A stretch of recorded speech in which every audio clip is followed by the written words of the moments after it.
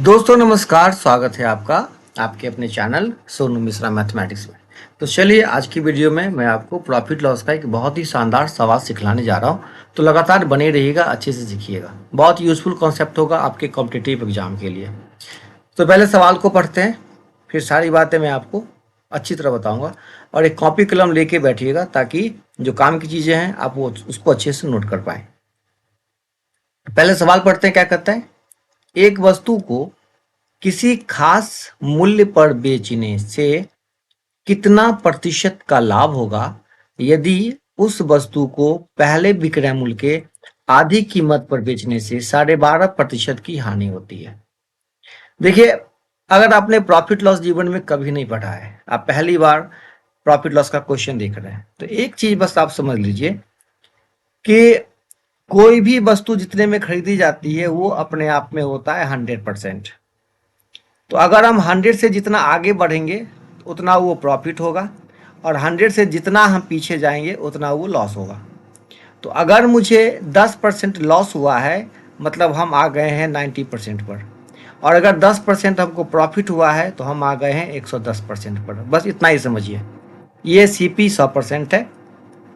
अगर सीपी पे हमको प्रॉफिट हुआ है तो सीपी 100 से आगे बढ़ जाएगा, ठीक है, और लॉस हुआ है तो पीछे आ जाएगा। और यही सीपी एसपी के रूप में आ जाता है, ठीक है। सीपी बन जाता है एसपी जब प्रॉफिट होता है तो 100 से आगे, ठीक है, और लॉस होता है तो 100 से कम। इतनी बात आप समझ लीजिए। बाकी सारी बातें सीखने के लिए प्रॉफिट लॉस का कंप्लीट वीडियो जो आपके चैनल पे है, प्लेलिस्ट में जाइए और प्रॉफिट लॉस का पूरा वीडियो देखिए, ठीक है। अब ध्यान से सुनिए क्वेश्चन क्या कहता है। क्वेश्चन का हल्का सा कॉन्सेप्ट समझ लीजिए। कहता है कि अगर किसी वस्तु का दाम x रुपया है तो x रुपया में बेचने से उसको कितने प्रतिशत का प्रॉफिट होगा, ठीक है। खास मूल्य पर बेचने से कितने प्रतिशत का लाभ होगा यदि उस वस्तु को पहले विक्रय मूल्य के आधी कीमत पर बेचने से 12.5% की हानि होती है। तो कहता है कि अगर x/2 में बेचने से, ठीक है, x/2 में बेचने से 12.5% का क्या हुआ है, नुकसान हुआ है। ये सवाल है। तो अगर x में अगर मैं बेचता तो कितने परसेंट का प्रॉफिट होता है। तो इस सवाल को सॉल्व करने का बस आप इकलौता तरीका अप्लाई करिए। इकलौता तरीका ये है कि आप कोई भी सीपी मान लीजिए, ठीक है, कोई भी सीपी 100, 200, 400, 500, अगर वो नहीं मान सकते हैं तो सीधा मानिए सीपी का 1/2, ठीक है, 1 मान लीजिए सीपी। तो 1/2 जो है, ठीक है, अगर मैं 1/2 में बेचता हूँ तो 12.5% की हानि होती है। तो 12.5% की हानि पे अगर हम चले गए तो हम कहाँ चले गए, 87.5% पर। तो किसी भी दाम का 1/2 जो है वो 87.5% है। तो पूरा दाम कितना होगा, तो 87.5 का दुगुना हो जाएगा 175। तो 100 से हम 75 बढ़ गए हैं, मतलब 75% का हमको प्रॉफिट होगा। यही आपका आंसर होगा, ठीक है।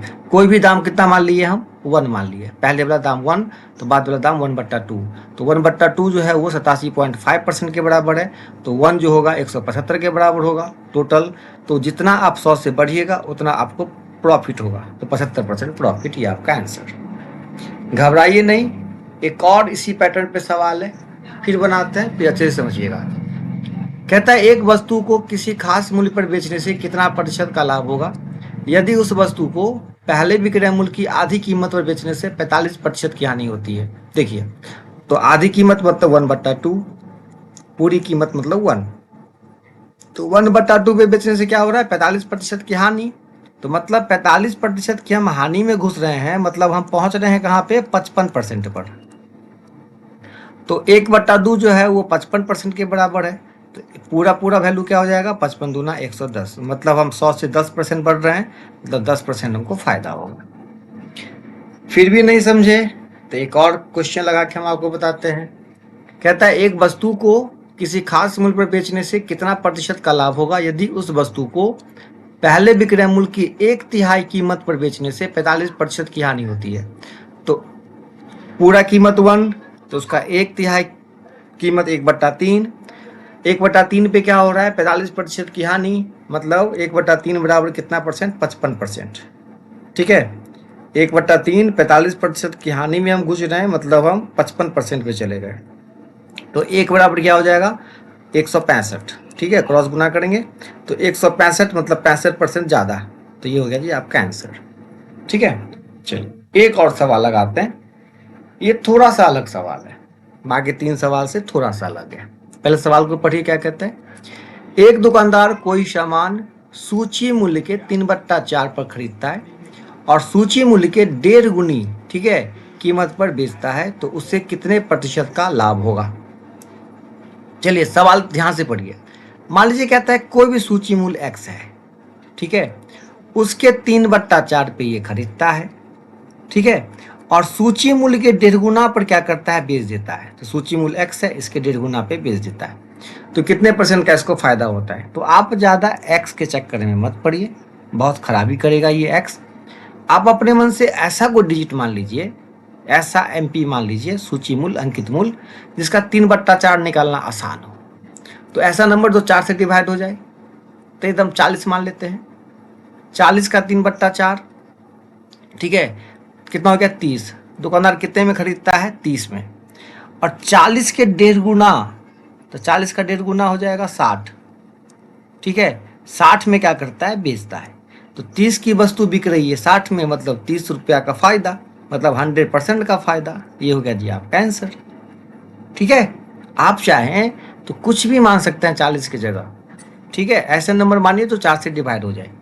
तो इसलिए मैं ऐसा सोचता हूँ, ताकि परसेंटेज निकालना आसान हो गया, गुना करना आसान हो गया। तो आप अपने मन से एक डिजिट लेके बनाइए और देखिएगा आपका आंसर 100% आता है कि नहीं आता है। अगर आपके एक्सपेरिमेंट में 100% आ रहा है तो मुझे कमेंट करके निश्चित रूप से बताइएगा। अगर किसी प्रकार की दिक्कत हुई हो कॉन्सेप्ट समझने में तो बताइएगा, और अगर समझ गए अच्छी तरह तो भी कमेंट करके जरूर बताइएगा। फिर मिलते हैं और भी बेहतरीन कॉन्सेप्ट के साथ अगले वीडियो में। तब तक के लिए टाटा बाय बाय।